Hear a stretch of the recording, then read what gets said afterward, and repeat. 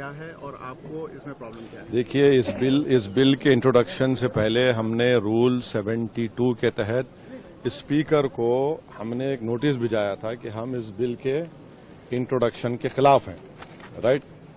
اور ہمارا ماننا یہ ہے کہ یہ جو بل ہے آرٹیکل 14, 15 اور 25 کا اس کے پرنسپلز کا وائلیشن کرتا ہے۔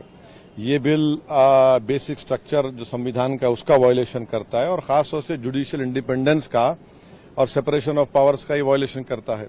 اب اس میں سب سے اہم بات یہ ہے کہ جو وقف بائی یوزر کا سیکشن 3RI ہے اس کو یہ کہہ رہے ہیں کہ وقف بائی یوزر کو ہم نکال دیں گے۔ کیسے نکالیں گے؟ کیوں نکالیں گے آپ اس لیے نکالیں گے تاکہ آپ جتنے مسجدوں پر RSS کا دعویٰ ہے وہ چھیننا چاہ رہے آپ، جتنے درگاہوں پر رائٹ ونگ ہندوتو آرگنائزیشن کا دعویٰ ہے، جیسا اپنے ممبئی میں حاجی ملنگ کی درگاہ ہے، چھیننا چاہ رہے۔ وقف بائی یوزر کا آپ نکال کر بول رہے ہیں کہ ڈاکومنٹیشن لے کر 400 سال کا ڈاکومنٹیشن ریونیو سے نہیں نکلے گا تو کیا کریں گے آپ؟ دے دیں گے کیا؟ چینج کر دیں گے؟ یہ ایک سب سے بڑا ڈینجرس اس میں سیکشن ہے۔ دوسرا اس میں وقف الاولاد کا کلاس 4 کا ہے۔ دیکھیے بھارت میں جو قانون ہے نا وہ کسی کو روکتا نہیں ہے کہ وہ اپنی پراپرٹی کو ول کے ذریعے ڈسپوز کرے یا کسی کو گفٹ دے۔ تو وہی کوئی مسلمان اگر اپنی اولاد کے لیے وقف کر رہا ہے تو ان کے پیٹ میں درد کیوں ہو رہا ہے؟ ہندو انڈومنٹ بورڈ میں اجازت ہے اس کی، سب جگہ دوسرے گردوارہ پربندھن کمیٹی میں اجازت ہے، تو مسلمانوں کے وقف بورڈ میں کیوں نہیں ہوگا؟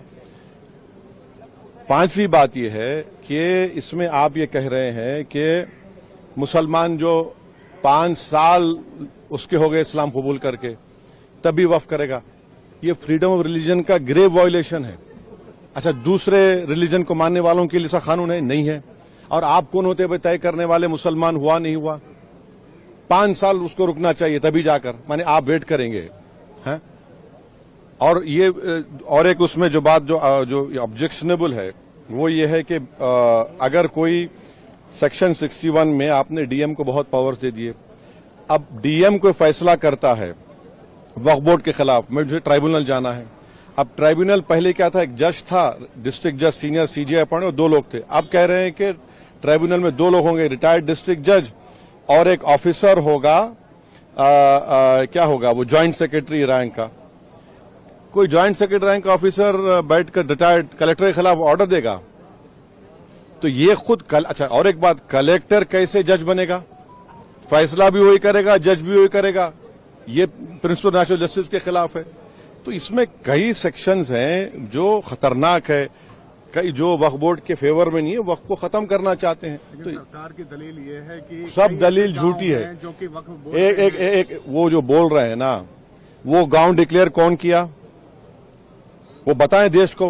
وہ گاؤں ڈکلیئر اگر ہوا ہے تو وقف بورڈ پہ نہیں بولنے پہ نہیں ہوا ہے، اس لیے ہوا ہے کہ سروے کمشنر کی رپورٹ آئی، اس کے بعد گزٹ ایشو ہوا، اور گزٹ کے لیے 1 سال کا ٹائم مسلمانوں کے لیے ہے، نان مسلم کے لیے کبھی بھی ٹائم ہے۔ آپ اس کو آبجیکٹ کریے نا۔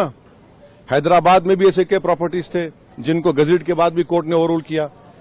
آپ مثالیں دے رہے ہیں، یہ سنیری باغ کی مسجد کا اگر ڈاکومنٹیشن لاؤ کہاں سے لائیں گے بتائیے؟ میرے پاس تو منتر شنتر نہیں ہے کہ 200 سال پرانے کے مرنے والوں کی روحوں کو بلا کر منتری جی کے پاس لے جاؤں کہ دیکھو یہ روح ہے اور یہ کہہ رہی کہ وقف ہے۔ یہ کیا بات کر رہے ہیں؟ تو یہ لیجسلیشن نہیں ہے وقف کو بلڈوز کر کے ختم کرنے کا، مسلمان اجازت لوٹنے کا ہے۔ JPC کو گیا ہے، آپ لوگ ویروڈ کر رہے تھے، آپ کو لگتا ہے کہ JPC سے یہ راستہ نکلے گا؟ ابھی اتنا جلدی بولنا غلط ہوگا۔ JPC کا بھی اسپیکر صاحب اس کو بنائیں گے، کیا ہوگا دیکھتے ہیں۔ نیوز نیشن اب واٹس ایپ پر خبروں کے تازہ اپڈیٹ کے لیے نیوز نیشن کے اس QR کوڈ کو سکین کریں۔